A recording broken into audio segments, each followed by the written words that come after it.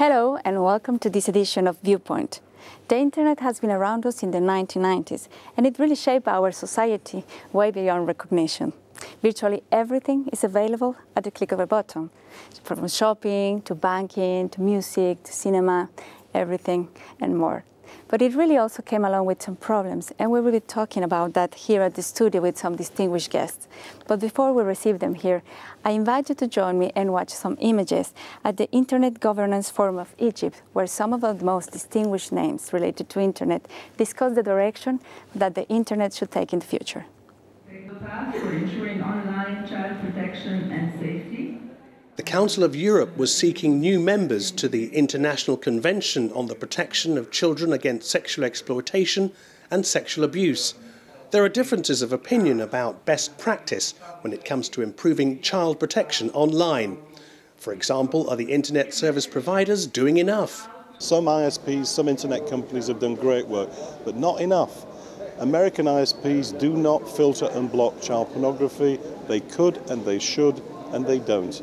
And that means that the USA is the world's biggest publisher of child abuse images, and it just has to come to an end. I disagree with the idea that there's not enough being done. I do agree with the idea that more can be done. So I think there isn't a situation where any of the industry actors or any of the NGOs or any of the educational institutions or governments are failing. Cybersecurity is a growing concern worldwide. The Council of Europe has had a convention on cybercrime in force since 2004. It appears that many people are coming to the conclusion that the future of the internet belongs to the young. Although many young people would claim to know their way around cyberspace better than their parents, they still need to have their human rights protected too. So we're back here on the show and we welcome our guests. Thank you for being here, Mrs. Gwendolyn Albert and Kristian Bartholin. And we start with this idea of protection of human rights online, especially for kids and young people. And the facts and their numbers on this phenomena and also on the grooming phenomena are very high and really talk us about the urgency to tackle these issues. How would be the main concerns in your view about it? In my view, there are two main concerns right now. One is that the number of images of children being abused who are 10 years old and younger is rising. These are people who are committing crimes and broadcasting on the internet the commission of those crimes. The other aspect is that the technology is developing to the extent that it's extremely interactive. You have instant messaging, you have the camera, the video camera installed in the laptop. And this means that it's possible to do something today that was not possible 20 years ago. And that is that to make children who are targeted for sexual abuse and exploitation complicit in the production of images, complicit in their own victimization. This is extremely disturbing because it means that abusers can target children in the privacy of their homes, a place where they should be safe, and actually get them to press the button to take the photo. Oh, big issue. And Mr. Bartholin, you working at the Cybercrime Convention also have found or identified also the main issues. Yeah. Yes, I mean, indeed the internet, like the real world outside it, is full of dangers, but it's also full of very good sides. And I think it's important whenever we discuss the internet, not just to focus on the bad sides that goes with it, but also on all the very strong and good sides that it has brought, including to children. What is necessary is to bear in mind that as you take precautions in real life, you must also take precautions when you are on the internet. It is not that different in reality. One of the main problems that we can see, and I can fully agree with Mrs. Albert on this issue, is the fact that grooming of children, what is referred to normally in the legal jargon as sexual, or the, let's say, the solicitation of children for sexual purposes, is an increasing phenomenon and a very worrying one. Exactly. And this idea also, you mentioned that, Gwendolyn, before in the previous talking, of this distinguishing the virtual versus the real thing, you know, because it seemed that it's something happening somewhere outside. what is real and actually how can we create awareness on kids and on people that this is happening? Well, I think there needs to be a discussion of it, and not just a discussion that promotes panic among internet users. Exactly, there needs to be a discussion of how you can teach your children, in fact, how you yourself can protect your privacy online. Everyone operates online under the illusion that it is an anonymous and private environment. It's absolutely not. That's very much and so we all need to learn more about how the internet works, what we're doing there, who can see what, and we need to know how to educate children, not just to defend against being exploited, but to actually contact law enforcement when they believe that they've been targeted. So it seems we have education and awareness, but also making some recommendations, creating a framework in which to work. I think is the work, and also for the Council of Europe that been working in this way. Certainly, I mean, the most important, one of the cornerstones of what we're doing is to create the legal standards that should be applicable in states that are parties to our conventions as regards protecting children, because they are a vulnerable group, but also all of the rest of us when we are on the internet against criminals and the abuse that they may pose to us. So I think that the convention making, the treaty making is an important side of it, but we shouldn't rely only on that. It's very important that we have an educational side to this, that we say, like you are behaving in the traffic, you have to know certain basic rules. The same applies when you're on the internet. And I mean, in my childhood, we were told, don't go with strangers that offer you sweets. I think that that very much applies as well to the internet today. The boy that appears to be 15 years old or 11 years old or whatever in the chat room may be someone at 55 or 60. And you have to tell your children they should be aware that what they give away, what they say on the internet, is not any longer just private, and it can be used and it can be abused. Exactly. And talking about chat rooms, is especially I'm very worried that situation, because how can you make responsible the people that handle these chat rooms? I mean, for what is happening actually there? Is there a way? Yes, there is a way. I mean, and as you will see in the convention systems that we are promoting, there's first of all the possibility to make them legally responsible, criminally speaking, if they are in any way aiding or abetting what is going on of illegal nature in their chat room. But there's also, and this is something that we have introduced here, we also introduce the responsibility, the criminal responsibility as a legal person for the owners of these chat rooms. If in one way or the other they permit that abuse of children, for instance, takes place. This is one of the provisions from the Convention on against the sexual exploitation and sexual abuse of children that was mentioned before. And I think that is an important avenue. But that said, I think it is not the only thing we can do. We can also, and we should also, enter into a dialogue with the ISPs, the internet service providers, about how to tackle this without necessarily going as far as leading to criminal prosecution of them.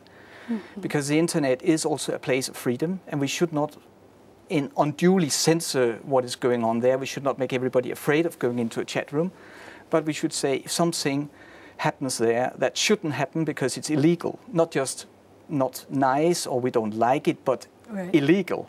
Exactly. Then there's a criminal responsibility, but otherwise we should have perhaps engaged with the ISPs to find ways and means to discuss what can be discussed in chat rooms, what is the tone that we want. This is things that ISPs can actually set down in their rules for joining the chat room in the first place. Good. And talking about this and also talking about numbers again. Now, the consumers of child abuse images happen to be 40% of the time double offenders, and actually, in fact, perpetrate abuses against children. What does this number say about the dimension of this issue? I think it tells us that many people who access this material are not just committing thought crimes, which aren't supposed to exist, or they're not just fantasizing. They do go on to act on these impulses. Seeing is believing.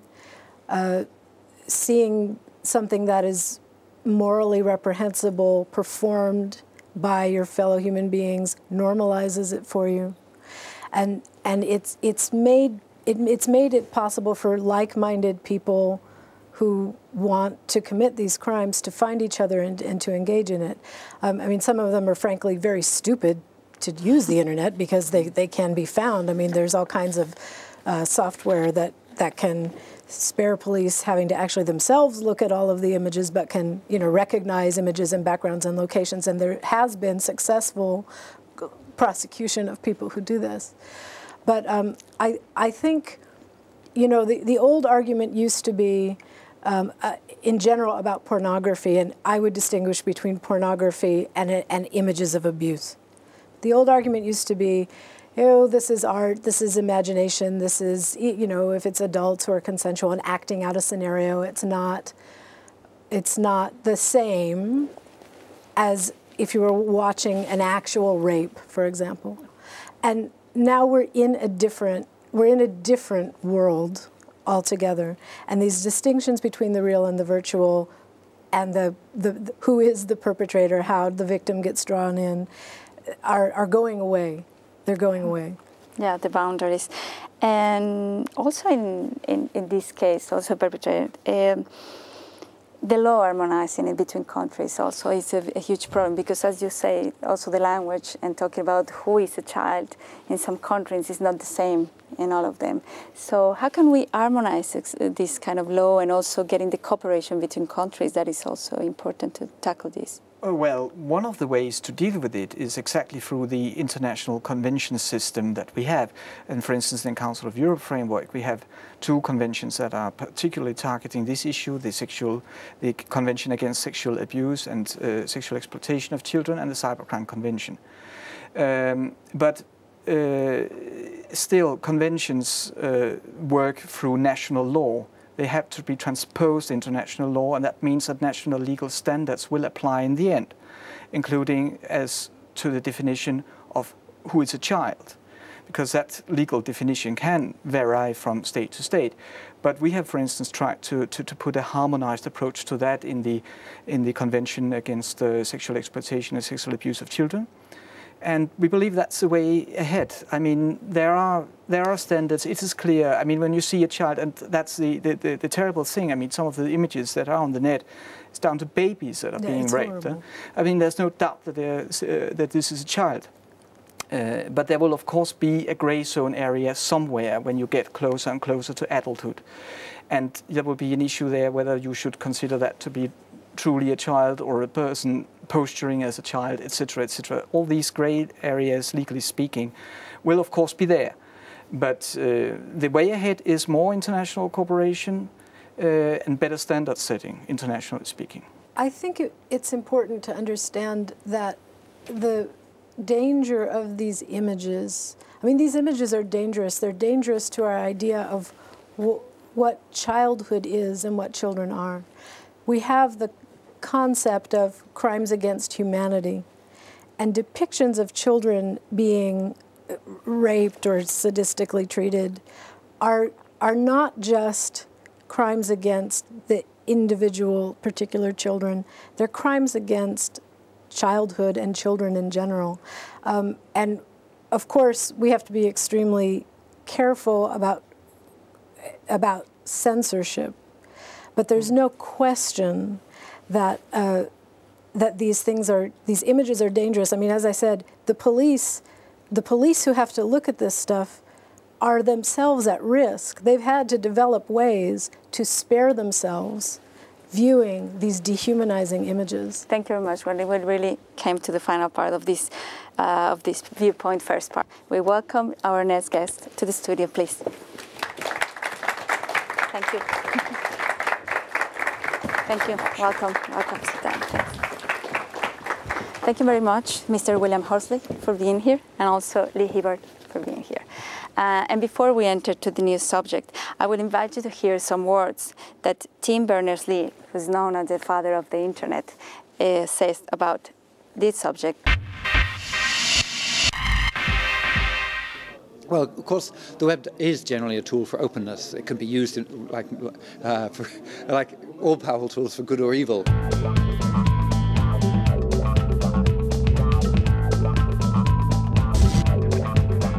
But the web tends to be something which promotes, as a technology itself, tends to be something which makes openness easier than closeness, if you like.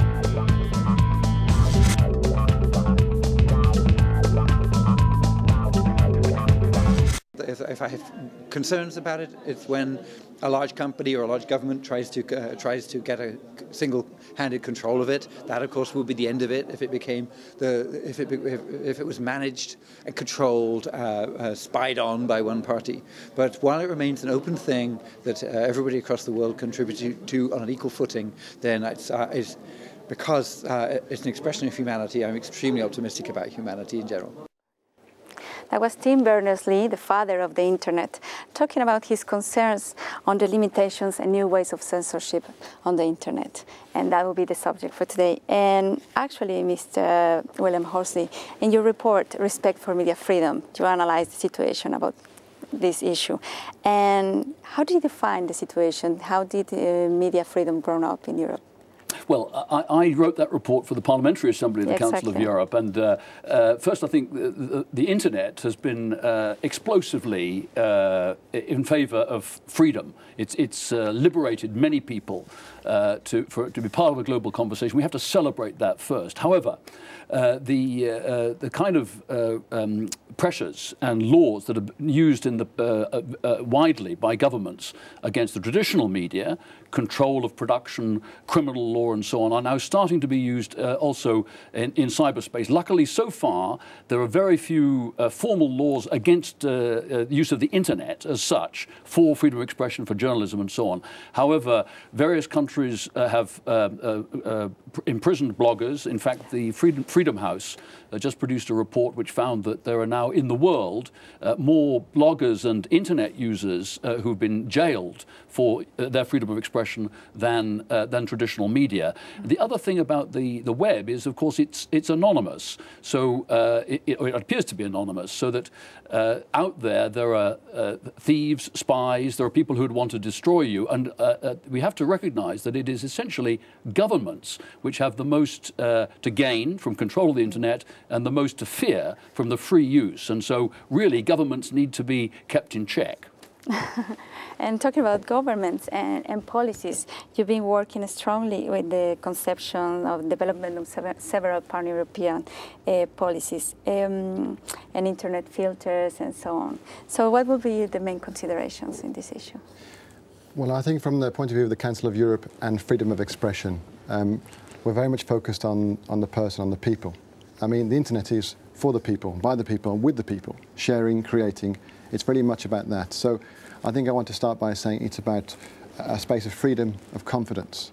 And on that basis, I think one of the things we need to look at is the way the governments are seeing that freedom, the way they are reacting to that freedom, but also the non-state actors, the businesses, which are providing the technologies and the services, the Googles, the Facebooks of this world, which are powering up, which are providing the media content, the content you are creating, and trying to work together with the governments and with the non-state actors to ensure that there is freedom of expression, and that's done so in a responsible manner. It seems to me in this part, I maybe ask you to join this conversation in a way that it seems to me that we all have a positive side, like especially Internet is a way of sharing content and sharing ideas, so we really have to keep this in mind and not to demonize the Internet that sometimes is done. So I don't know if the other guests see. Yes, I think it's very important to remember that, if anything, the Internet is the most powerful vehicle for democratization. It's the most important tool we have in the box, so to say, in the 21st century.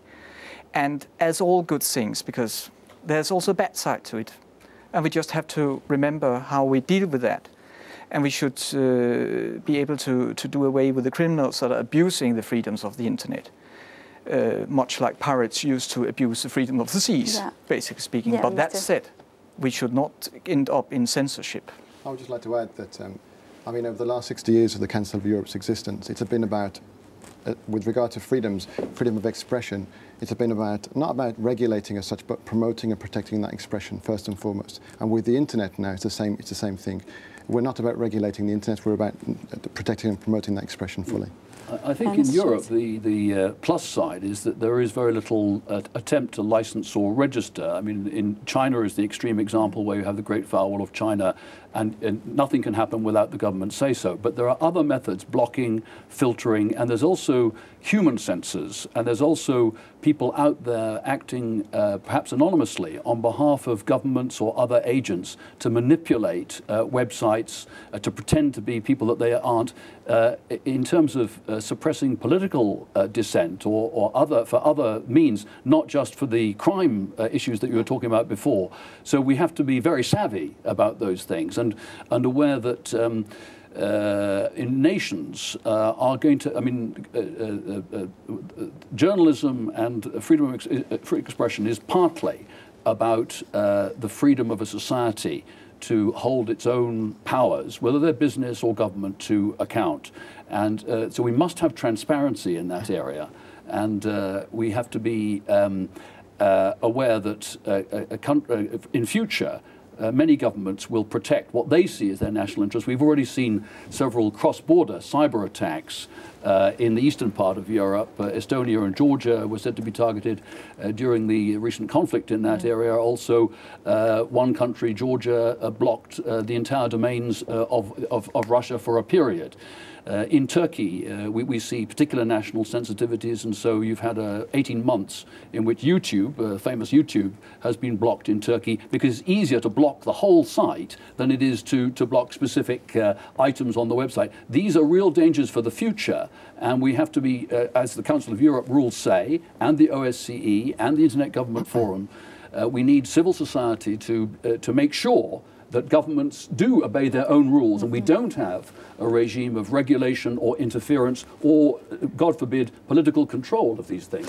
Well, yeah. I'd just like to add by saying that on that point, that getting back to the people and the people involved in this situation, governments may have the knowledge and maybe the expertise, like businesses, but the people are maybe not so aware of exactly what's happening with regard to their data, with regard to their person online. Maybe they're oblivious, many are. Maybe young people don't necessarily care, they want to share, they want to create, they want to talk, they want to share photos. Great. Yeah. That's exactly the way it should be. But in terms of what happens behind the screen, in terms of actually having the consciousness to say, I don't agree with that, my government, and to speak up in terms of democracy, in terms of complaints, whatever, that's also something to consider. And we are not aware of what's passing behind the screens, our data.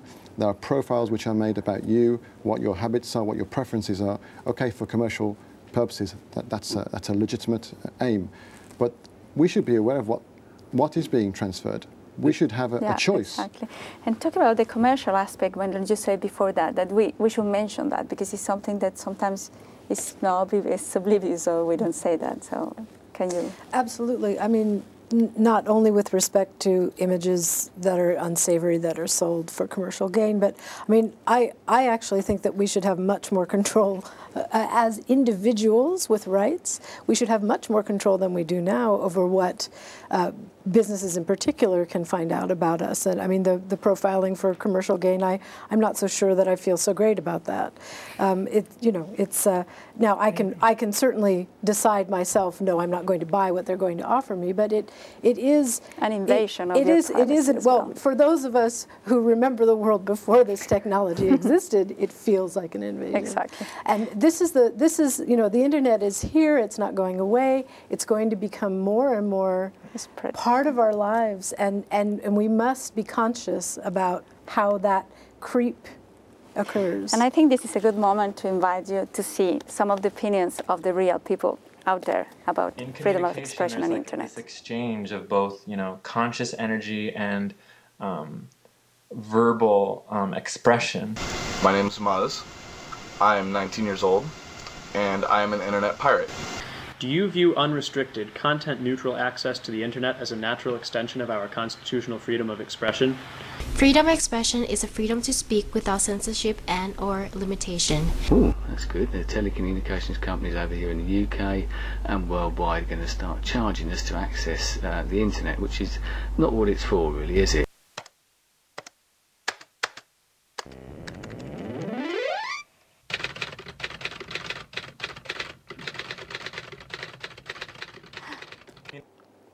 And here we're laughing about this last image now of the screen and someone watching you. So please, Mr. Well, I think this is the other side of what we were talking about earlier, tracking down those guilty of cybercrime, is when states, and the whole of the EU is now signed up to keeping these data, retaining data, and some countries, my own Britain is one of the examples, hundreds or thousands of different state authorities can have access to that. Now this is clearly flashing lights, red danger for us. The other things for journalism, for freedom of expression generally, I think are the new technology is producing new dilemmas. Convergence, the merging of television and TV-like services and so on through the web. So we may have, for example, election campaigns run with no kind of balance between the people. We may also have ways in which governments intrude on the guaranteed freedom of expression through Article 10, through the convention, on the internet by using their power. And we have to guard against that in new ways, because the net is going to be all-powerful. In 10 years, effectively everything, all the global conversation will be online, except perhaps some dissidents. I'm particularly concerned with the fact that many people in Europe in particular, there are over 400 million users of the internet in Europe. We're all using the same major search engines and the same social networking sites. Mm-hmm. So in some countries, there's a penetration of a search engine over 90%. And I wonder how much critical thinking is going into looking for information, expressing yourself, and looking for, the first page or the first 2 pages of a search listing. So I'm concerned about, the ability for people to really think critically and to not to just simply rely upon one or two sources of information in terms of that. So in terms of expression and media freedom, I think that's really, really key. Just like one other very short point is that I really do believe that there are responsibilities with regard to the provision of technologies and services, and I think we need to work that out with governments. Yes, freedom of expression is really at the very center of our concept of a liberal democracy. And we should fight crime, including on the internet, but not at the expense of freedom of expression. Wonderly. I think not just crime committed by non-state actors, but we should also always be careful about what governments can do to us through this technology. Thank you very much. Thank you very much to all of you for your thoughts, your ideas, and for being here, and also to our audience that were very, very nice to us. And please stay tuned for the next Viewpoint, and look for the Council of Europe on Facebook and on Twitter. Thank you.